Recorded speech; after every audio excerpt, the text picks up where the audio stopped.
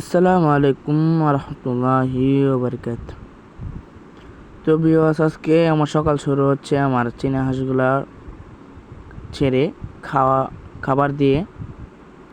তো আপনারা যদি চীনা হাঁস মাংসর জন্য পালন করতে চান বা ভাবেন হাঁস তাড়াতাড়ি বড় করবে এবং অনেক স্বাস্থ্যবান সুস্থ সবল বাচ্চা বা সুস্থ সবল মাস্কবি চীনা হাঁস পালবেন, তাহলে আমার মতন এক কাজটি করুন। প্রথমে আপনারা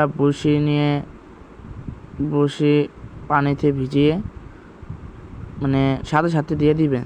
তাহলে দেখা যায় কি আপনার সব হাঁসগুলা নিজে নিজে তাড়াতাড়ি খেয়ে ফেলবে, কারণ তখন বড়শিটা পানিটা খেতে পারে না, যার কারণে বড়শিটার মধ্যে পুষ্টি ভরপুর থাকে।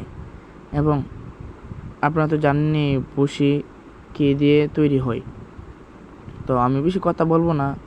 তো আপনারা যদি বেশি বেশি হাঁস পালেন তাহলে এই ভুসি খাবারটি আপনারা খাওয়াবেন।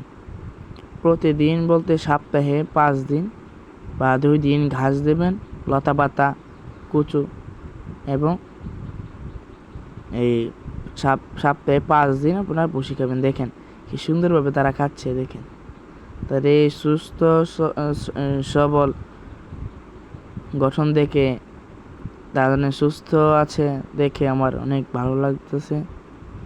তো গাইজ, আপনারা যারা ভিডিওটা দেখছেন তারা লাইক কমেন্ট শেয়ার করে দেবেন, আর ভিডিওটি ভালো লাগলে অবশ্যই সাবস্ক্রাইব করে দেবেন।